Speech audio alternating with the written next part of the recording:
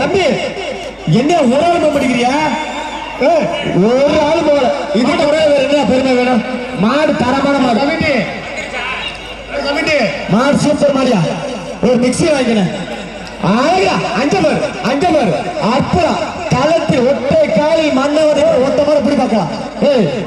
தம்பி பேர்கள் சாத்தாயா டேய் இறங்கியா ஒரு ஆள் முடிக்கல மாட்டுக்கல.